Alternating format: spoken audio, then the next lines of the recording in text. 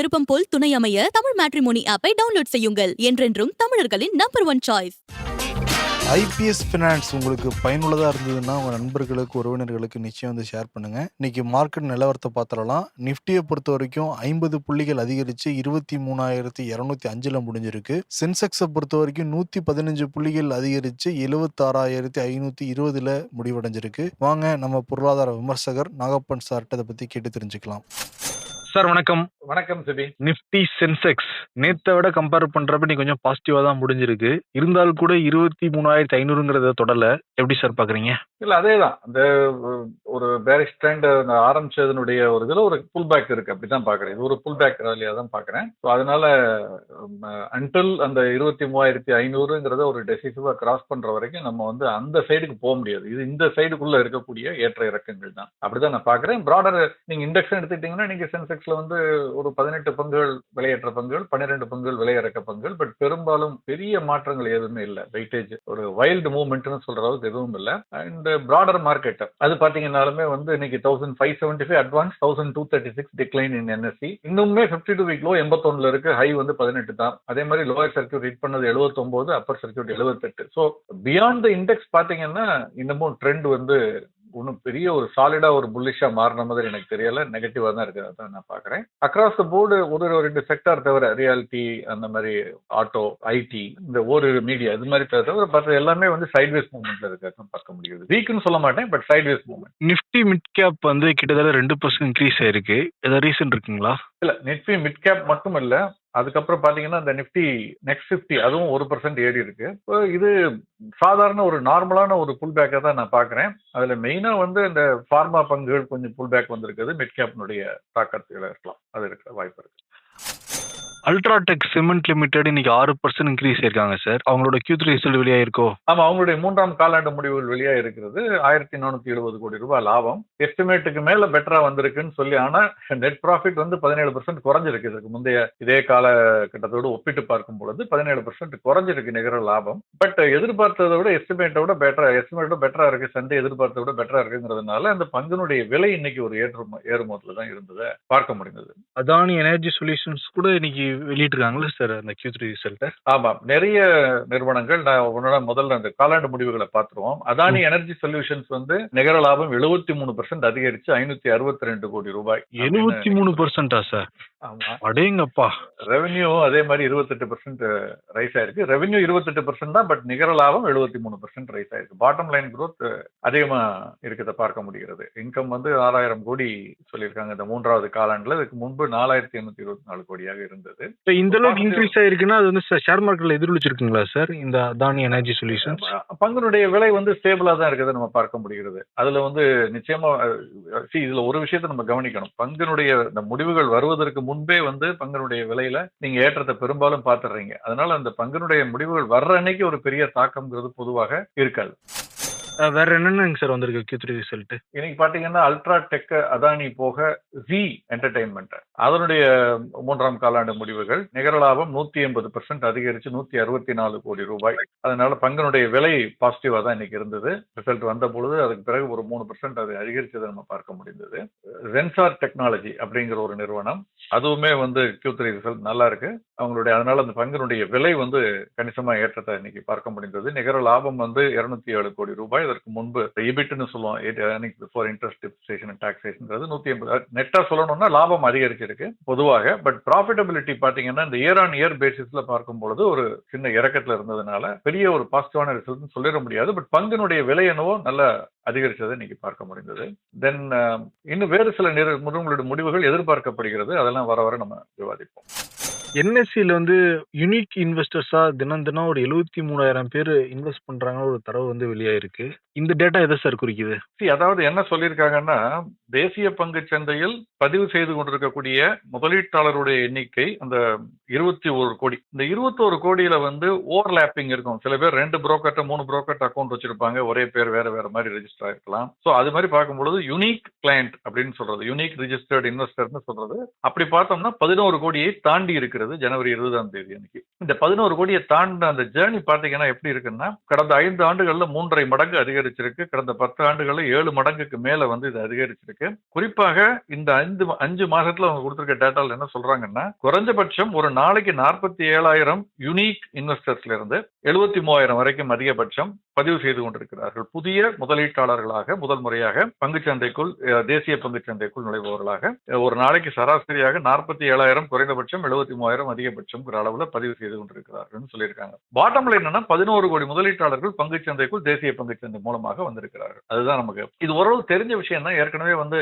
Demat account பாத்தீங்கன்னா 17-18 கோடியை தொட்டுக்கிட்டு இருக்கு. சோ அதுல வந்து சில பேர் ரிப்பீட்டட் டிமேட் அக்கௌண்ட்ஸ் இருக்கும். அதனால அதெல்லாம் ரிமூவ் பண்ணிட்டு பாத்தீங்கன்னா இது வந்து 11 கோடிங்கிறது கரெக்டான ஒரு நல்ல எண்ணிக்கை. நம்முடைய பாப்புலேஷன்ல கிட்டத்தட்ட ஒரு ஹவுஸ் ஹோல்டு அப்படின்னு எடுத்துக்கிட்டீங்கன்னா, குடும்பம் கட்டிங்க இண்டிவிஜுவல் பாப்புலேஷன் எடுத்துக்கிட்டா அதுல வந்து 7-8% மாதிரி இருக்கலாம். பட் ஆனா பாப்புலேஷன் எடுத்துக்கிட்டீங்கன்னா, குடும்பம் ஒரு ஃபேமிலி ஹவுஸ் ஹோல்டுன்னு எடுத்துக்கிட்டீங்கன்னா, இங்க இருக்கக்கூடிய ஹவுஸ் ஹோல்டு கிட்டத்தட்ட 4 ஒரு பகுதியினர் கிட்டத்தட்ட 25%க்கு மேல கிராஸ் ஆயிடுச்சுன்னு நான் நினைக்கிறேன் என்னுடைய கணக்கு படி. அதே மாதிரி இனிமேட்டு எஸ்ஐபி 250 ரூபாயில இருந்து ஆரம்பிக்கலாங்களா? அறிவிப்பு வெளியா இருக்குங்களா? செபி அதற்கான ஒரு உத்தேச பேப்பர், அதாவது ப்ரொபோசல்னு சொல்லுவாங்க. அந்த ப்ரொபோசலை வந்து அவங்க வந்து அவங்களுடைய வெப்சைட் அவங்க இது கேட்டிருக்காங்க.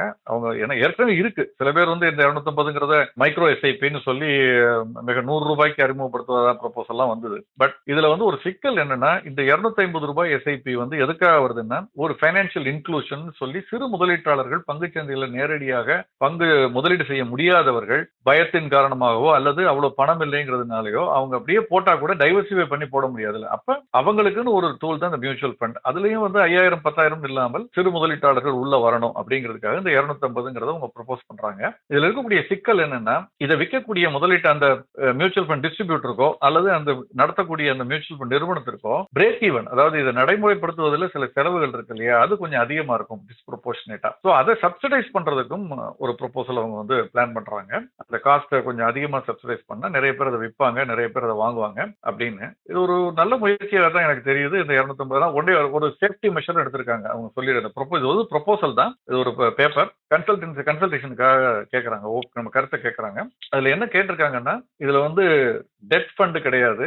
அதே மாதிரி வந்து செக்டோரல் ஃபண்ட், அதாவது ஐடி துறையில மட்டும் அல்லது ஃபார்மா துறையில மட்டும் அப்படின்னு ஒரு குறிப்பிட்ட துறையில் மட்டும் போடக்கூடியது, அல்லது தீமேட்டிக் ஃபண்ட் அல்லது ஸ்மால் கேப் மிட் கேப். ஏன்னா இதெல்லாம் small cap mid cap sectoral fund thematic ஃபண்ட்லாம் ஹை ரிஸ்க் ஃபண்ட்ஸ். இதுல சிறு முதலீட்டாளர்களுக்கு எக்ஸ்போஷர் கொடுக்கக்கூடாதுங்கிறனால இதை தவிர்த்து probably diversified index fund, diversified fund, balanced fund அல்லது அசெட் அலோகேஷன் ஃபண்ட் இந்த மாதிரி உள்ள ஃபண்ட்ஸ்ல இருக்கும்னு நினைக்கிறேன். ஸோ அதுல வந்து 250 ரூபாய் போடுறதுன்னு சொல்லி இது வந்ததுன்னா ரொம்ப பெரிய அளவுல இது வந்து சிறு முதலீட்டாளர்களுக்கு ஒரு வரப்பிரசாதமா இருக்கும்னு நான் நம்புறேன்.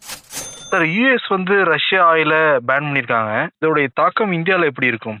போன வாரம் கூட நம்ம இதை பத்தி விவாதித்தோம். கிட்டத்தட்ட 180 டேங்கர்ஸ் இந்த எண்ணெயை மூவ் பண்றவங்கள 2 மிகப்பெரிய நிறுவனங்களை அவங்க மீது பைடன் கவர்மெண்ட் ட்ரம்ப் வர்றதுக்கு முன்னாலேயே வந்து அவர் வந்து தடை விதித்திருந்தார், சாங்ஷன். அவங்களோட டீல் பண்றவங்களுக்கும் சாங்ஷன் சொல்லியிருந்தாங்க. இதனுடைய முழுமையான தாக்கம் இப்ப இருக்கக்கூடிய ஒப்பந்தங்கள் முடிவரும் பொழுது மார்ச் 12ங்கிற மாதிரி எனக்கு தேதி நினைவு நமக்கு தெரிய வரும். ஆனா அதுக்கு முன்னாலே அது ஆரம்பிச்சிருச்சு அப்படின்னு சொல்லி நம்ம பார்த்தோம். அதை தொடர்ந்துதான் அதற்கு அந்த தகவலுக்கு முன்பிருந்தே இந்த கச்சா எண்ணெயுடைய விலை வந்து $68-70 இருந்து தொடர்ந்து $80 அருகாமையில் வந்தது.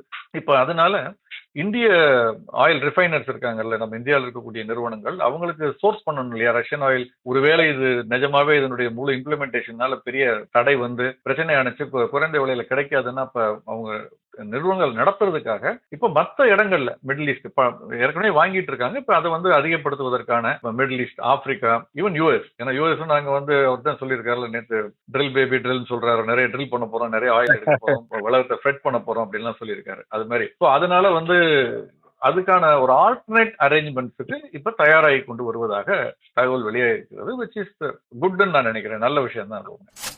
அதே மாதிரி கர்நாடகா கவர்னர் வந்து மைனிங் பில்ல ரிட்டர்ன் வாங்கியிருக்காரு. இது மினரல் ஸ்டாக்ஸ்ல எப்படி இம்பாக்ட் ஏற்படுத்தும்? நான் நினைச்சேன் நீங்க அங்கேயுமா அப்படின்னு கேட்பீங்கன்னு நினைச்சேன். அதாவது இது ரொம்ப கான்ட்ரோவர்ஷியலான ஒரு பில். இது வந்து மினரல் ரைட்ஸ் டாக்ஸ் பில்னு போட்டிருக்காங்க. 2024 போட்டு அனுப்புறாங்க. இது வந்து திஸ் ஃபாலோஸ் கோர்ட் ஆர்டர். எல்லா மாநிலங்களும் சுப்ரீம் கோர்ட்டே ஆர்டர் கொடுத்திருக்காங்க. மைனிங் ஆக்டிவிட்டிஸ் மேல டாக்ஸ் போட்டுக்கலாம். அது மாநிலங்களுக்கு அந்த டாக்ஸை கலெக்ட் பண்றதுக்கான உரிமை இருக்குன்னு சொல்லி ஒரு சில மாதங்களுக்கு முன்பு நினைக்கிறது, வாரங்களுக்கு முன்பு வெளியானது. அதை தொடர்ந்து ஒவ்வொரு மாநிலமும் அதை வந்து இது பண்ண ஆரம்பிக்கிறாங்க. அப்படி பண்ணும் பொழுது இவங்க சொல்றது என்னன்னா, எனக்கு ஒரே ஒரு விஷயம் இதுல வந்து பிடிக்காது என்னன்னா வந்து ரெட்ராஸ்பெக்டிவ். நீங்க புதிதாக ஒண்ணு சொல்லும் பொழுது இன்றிலிருந்துன்னா பரவாயில்ல, இது வரைக்கும் இல்லதுக்கு கன்சாலிடேட்டடா ஒரு ஸ்மால் அமௌண்ட் கட்டுங்கன்னா கூட பரவாயில்ல. பட் ரெட்ராஸ்பெக்டிவ் அப்படின்னு சொல்லும் பொழுது அவங்க ஒரு காஸ்ட் அடக்க விலை இவ்வளவுன்னு இந்த நிறுவனங்கள் வந்து பிளான் பண்ணி அதை உற்பத்தியை இது பண்ணி வித்திருப்பாங்க. இப்ப வித்தவங்கள்ட்ட எல்லாம் போய் அந்த பணத்தை திருப்பி இதுக்கு டாக்ஸ் இவ்வளவு எக்ஸ்ட்ரா கொடுங்கன்னு வாங்க முடியாது. ஸோ இது ரெட்ராஸ்பெக்டிவ்ங்கிறது ஒரு சரியான அணுகுமுறையா இருக்காதுங்கிறது ஏற்கனவே வந்து ஒரு வெல் எஸ்டாப்ளிஷ்ட் ஒரு அண்டர்ஸ்டாண்டிங். பட் ஆனாலும் இதுல ரெட்ராஸ்பெக்டிவா கலெக்ட் பண்ணலான்னு அதுல இருக்கு. அதனால வந்து அதை வந்து கவர்னர் வந்து அது அதனாலயான்னு தெரியல, அது உள்ளிட்ட சில விஷயங்கள்னால அதை வந்து கிளாரிபிகேஷன் கேட்டு அவர் திருப்பி அனுப்பிச்சிருக்காரு. இது வந்த உடனே இது போனுச்சுன்னா இதெல்லாம் நிறைய மினரல் நிறுவனங்கள் பாதிக்கப்படும். பட் இதை திருப்பி அனுப்பிச்சதுனால தற்காலிகமாக இந்த நிறுவனங்களுக்கு ஒரு ரிலீஃப் மாதிரி. பட் இது டெம்பரரி தான். உடனே சந்தூர் மேங்கனீஸ், என்எம்டிசி, வேதாந்தா எல்லாம் வந்து விலை அதிகரிச்சது. இன்னைக்கு சந்தூர் மேங்கனீஸ் பாத்தீங்கன்னா இன்னைக்கு மட்டும் கிட்டத்தட்ட 7.25%, 419 ரூபாயில முடிவடைஞ்சிருக்கு. நேற்றைய விலையோட இது வந்து 28 ரூபாய் அதிகம். அந்த மாதிரி என்எம்டிசி ஒரு சிறிய ஏற்றத்துல முடிவடைந்தது. இதெல்லாம் ஒரு தற்காலிகமானதுதான். இந்த திரும்ப இந்த பில் வந்து பாஸ் ஆகும் பொழுது என்ன இருக்குங்கிறது நம்ம பார்க்கணும். ஐபிஓ சார், சந்தை வந்து ஒரு மாதிரி தான் இருக்கு. இதோட ஐபிஓ ஹிட் ஆகிட்டு இருக்குன்னு சொன்னீங்க. ஐபிஓ லிஸ்டிங் ரெண்டையும் பார்க்கலாம். இன்னைக்கு வந்து ஸ்டாலியான் இந்தியா புளோரோ கெமிக்கல்ஸ்னு ஒரு இது பல ஒரு மடங்குகள் விண்ணப்ப படிவம் பெறப்பட்டது நம்ம பார்த்தோம். அது வந்து இன்னைக்கு லிஸ்ட் ஆயிருக்குது. 33%. அது இஷ்யூ பிரைஸ் 90 ரூபாய், 120 ரூபாய்க்கு லிஸ்ட் ஆகி அது அந்த விலையை ஒட்டிய 125 ரூபாய் அப்படின்னு இன்னைக்கு முடிவடைந்து இருக்கிறது. இது ஐபிஓ லிஸ்ட் ஆனது, இன்னைக்கு லிஸ்ட் ஆனது. இன்னும் மேலும் சில ஐபிஓஸ் நாளை மறுநாள் லிஸ்ட் ஆக இருக்கு. பட் அதுக்கிடையில தொடர்ந்து ஐபிஓ வந்துகிட்டே தான் இருக்கு. டென்டா வாட்டர் அண்ட் இன்ஃப்ரா சொல்யூஷன்ஸ் ஒன்னு பார்த்தோம் நேத்து கூட.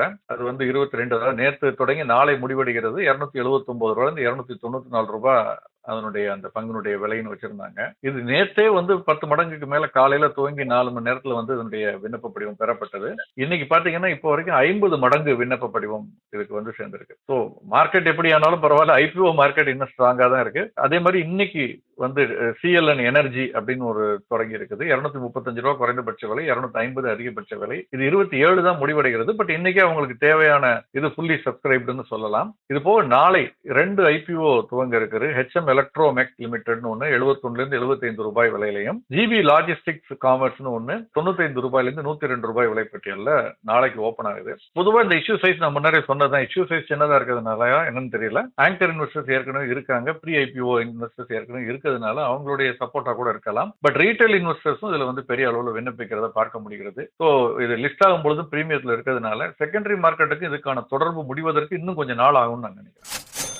கமாடிட்டி மார்க்கெட் எப்படிங்க சார் இருக்கு? பிளாட்டா தான் இருந்தது. இன்னைக்கு எம்சிஎக்ஸ்ல தங்கம் 79,500 அதே லெவல் தான். சில்வர் வந்து 91,400 கிட்ட, க்ரூட் 6,500க்கு கொஞ்சம் மேல. ஸோ பெரிய மாற்றங்கள் எதுவும் இல்லை. சர்வதேச சந்தையிலுமே பார்த்தோம்னா க்ரூட் வந்து 75,500 கிட்ட தான் இருக்கு. தங்கம் வந்து 2,750, வெள்ளி 30.50. பெரிய மாற்றங்கள் இல்லை. ஃபாரெக்ஸ் எடுத்துக்கிட்டாலும் கரன்சி டாலர் சின்னதா வீக் ஆனிச்சு, 108 ரூபாய் கிட்ட வந்திருக்குது. பட் பெரிய வீக்னஸ் சொல்ல முடியாது. பட் ரூபாயுமே இன்னைக்கு வந்து கொஞ்சம் வீக் ஆனதை பார்க்க முடிந்தது. கிரிப்டோ வந்து 1,02,000 அப்படிங்கிற அளவுல இருக்கு. ரூபாய் ஒரு 10 பைசா இன்னைக்கு திரும்ப வீக் ஆன. நேற்று வந்து கொஞ்சம் ரெக்கவரி இருந்தது. பட் இன்னைக்கு ஒரு 10 பைசா வீக்கா இருக்கு. 86 ரூபாய் 50 பைசான்னு இருக்கு தேசிய பங்குச்சந்தையினுடைய முன்பேர வணிகத்துல. மற்றபடி கமாடிட்டிஸ், கரன்சி ரெண்டு மார்க்கெட்டுமே இன்னைக்கு வந்து கிரிப்டோ உள்ளிட்ட எல்லா மார்க்கெட்டுமே இன்னைக்கு வந்து ஆல்மோஸ்ட் பிளாட் தான். ஸ்டாக் மார்க்கெட்டும் பிளாட்டா தான் இன்னைக்கு இருந்தது.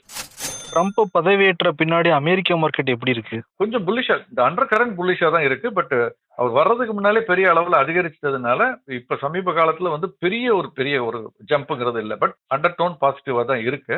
ஏன்னா சில விஷயங்கள் அவர் மகா அப்படின்னு சொன்னார்ல, எம்ஏஜிஏன்னு சொல்லிட்டு, மேக் அமெரிக்கா கிரேட் அகைன் அப்படின்னு ஒண்ணு, அந்த ஸ்லோகன்ல ஒரு H1B விசாவை ஏதாவது இது பண்ணுவாரா அப்படின்னு பார்த்தாங்க. பட் ஆனா அந்த மாதிரி இல்ல. அவர் என்ன, இன்ஃபேக்ட் அவர் அந்த கான்ட்ரரி அவர் என்ன சொல்லியிருக்காருன்னா, H1B விசா வந்து ரொம்ப பயனுள்ளது, அதனால வந்து ரொம்ப கம்பீட்டன்ட் பீப்புளை அமெரிக்காவுக்குள்ள கொண்டு வர முடியும். அவர் எவ்வளவு தூரத்துக்கு போறாருன்னா, ஐடி எல்லாம் விட்டுருங்க, அதுக்கு மேல வந்து ஸ்டெம் ஏரியாஸ்ன்னு சொல்றது, அது ஏன்னா சயின்ஸ், டெக்னாலஜி, இன்ஜினியரிங், மேத்தமேட்டிக்ஸ், ஸ்டெம்னு சொல்றது, அந்த டேலண்ட்டை தாண்டி வைன் டேஸ்ட் பண்றவங்க, வெயிட் ரொம்ப வேர்ல்ட் கிளாஸ் வெயிட்டர்ஸ், இந்த மாதிரி ஆட்களை கூட நம்ம வந்து அந்த H1B விசால உள்ள கொண்டு வரலாம்னு சொல்லியிருக்காரு. இது இன்ஃபேக்ட் அவருடைய எதிர்பார்க்கப்பட்டதை விட கொஞ்சம் பாசிட்டிவான ஒரு விஷயமா தான் பார்க்கணும். ஏன்னா அவர் H1B விசால ரொம்ப ஸ்ட்ரிக்டா இருப்பாரு, ரொம்ப பேன் பண்ணுவாரு, ரெஸ்ட்ரிக்ட் பண்ணுவாருன்னு எதிர்பார்த்ததுக்கு நேர்மாறாக அவர் கொஞ்சம் அது வெல்கமிங்கா இருக்க மாதிரி தெரியுது. பட் என்ன மீன் பண்ணாரு, எப்படி இருக்குங்கிறத நம்ம பார்க்கணும். வேறு சில விஷயங்களும் அவர் செஞ்சிருக்காரு. இப்ப சைனா மேல ஒரு 10% வரைக்கும் டாரிஃப் வந்து புதுசா போட போறதா பேசிட்டு இருக்கோம், யோசிச்சுட்டு இருக்கோம் அப்படின்னு சொல்லியிருக்காரு. ரொம்ப முக்கியமான ஒரு விஷயம் என்ன அப்படின்னு கேட்டீங்கன்னா, அங்க அமெரிக்கால ஹாஸ்பிட்டல் ஃபுல்லா ஒரே கூட்டமா. என்ன சார் என்னாச்சு? அதாவது இன்னும் கொஞ்ச நாள்ல குழந்தை பிறக்க போறவங்க இப்பவே அந்த குழந்தையை பெற்றுக்கலாம் அப்படின்னு போய் கேக்குறாங்களாம். They call it preterm deliveries அப்படிங்கிறாங்க. ஓகே, அந்த இன்சூரன்ஸுக்காக. அதாவது இந்த சொல்றாங்கல்ல, அங்க வந்து பிறந்தவங்க பர்த் ரைட் சிட்டிசன்ஷிப்னு சொல்றாங்க இல்லையா, அங்க பிறந்தால் உங்களுக்கு அந்த சிட்டிசன்ஷிப்புக்கு உரிமை இருக்குங்கிறதுக்கு அது கிளைம் பண்றதுக்கான ஒரு ரைட் இருக்கு அப்படிங்கறத வந்து ஒரு முடிவுக்கு கொண்டு வர போறேன்னு அவர் சொல்லியிருந்தாரு இல்லையா. இனிமேல் வந்து அதனால வந்து அதை இம்ப்ளிமெண்ட் பண்றதுக்குள்ள அவர் அந்த presidential order or executive order issue பண்றதுக்கு முன்னாடி குழந்தை பிறந்துட்டு அது அமெரிக்கன் சிட்டிசனுக்கு ஆகிறதுக்கான எலிஜிபிலிட்டி வந்துடும், நம்ம அதுக்கு முயற்சி எடுக்கலாம் அப்படிங்கறதுல இது மாதிரி பண்றாங்களா. பட் ஹாஸ்பிட்டல்ஸ்லாம் அதை டர்ன் டவுன் பண்றதா கேள்வி. இது நிறைய நம்பர் இன்க்ரீஸ் ஆயிருக்கதாவும் சொல்றாங்க கைனகாலஜிஸ்ட் அங்க.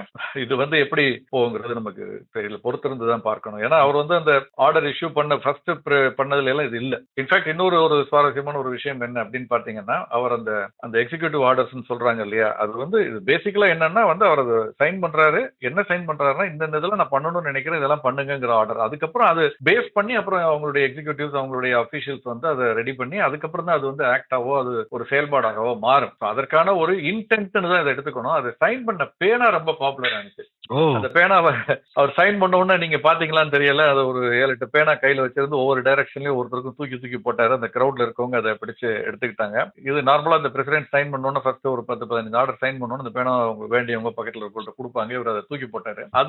அது என்ன பேனா, அந்த தயாரிக்கக்கூடிய நிறுவனம் என்ன, அந்த பங்கினுடைய விலை என்னங்கிற கொரியெல்லாம் மார்க்கெட்ல நேற்று இந்த நாள் ரொம்ப ஆக்டிவா இருந்தது. நானும் தேடி பார்த்தேன். அது வந்து ஷார்பி அப்படிங்கிற அந்த பேனா தான் அவர் யூஸ் பண்றாரு. இந்த ஷார்பிங்கிற பெண்ணை தயாரிக்கக்கூடிய நிறுவனத்தினுடைய பங்குகள் வந்து பங்குச்சந்தையில பட்டியலிடப்பட்டிருக்கு. அது வந்து கிட்டத்தட்ட ஒரு $10 கிட்ட, $10-11 கிட்ட தான் அது வந்து வணிகம் ஆகிட்டு இருக்கு.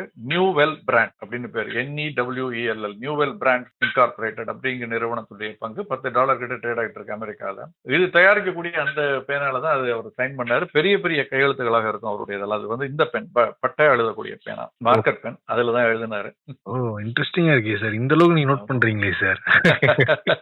இல்ல, நம்ம பங்குச்சந்தையில் இருக்கும் பொழுது எந்த மாதிரி எல்லாம் நம்ம எந்த விஷயங்கள் நம்மள முக்கியமானதுங்கிறது நமக்கு தெரியாது. அது தேடி பார்த்தோம்னா இன்சிடென்ட்ல அதுல இருந்து நமக்கு ஒரு இன்புட் கிடைக்கும். சோ அதுல அந்த விதத்துல நம்ம இந்த பேனா பார்த்த உடனே இந்த பேனா ட்ரம்ப் பயன்படுத்துகிறார் என்றால் அப்ப அதனுடைய அந்த எந்த நிறுவனம் தயாரிக்கிறது, அதனுடைய பங்கு விலை எப்படி இருக்கு அப்படிங்கறதெல்லாம் நம்ம தேடி பார்க்கிறப்போ இது ஒரு இன்புட்டா நம்ம எடுத்துக்கிட்டு பார்க்கணும். பங்குச்சந்தையில் இருக்கவங்களுக்கு இதெல்லாமே நமக்கு ஒரு பாடம்னு வச்சுக்கோங்களேன். நம்ம எல்லாரும் இதெல்லாம் தான் சார் யூனிக்கா உங்ககிட்ட இருந்து நாங்க கத்துக்கிட்டு இருக்கோம். சிறப்புங்க சார். நீங்க நிறைய தகவல்களை ரொம்ப சுவாரஸ்யமா வந்து பகிர்ந்துக்கிட்டீங்க. Thank you so much sir. நன்றி. திருமணம் எனும் இணைய சங்கமம். உங்களுக்கு ஏற்ற ஒரு பார்ட்னரை தேர்வு செய்ய சரியான இடம் தமிழ் மேட்ரிமோனி ஆப். தமிழர்களின் நம்பர் 1 சாய்ஸ். இன்றே டவுன்லோட் செய்யுங்கள். விருப்பமான துணையை தேர்ந்தெடுங்கள்.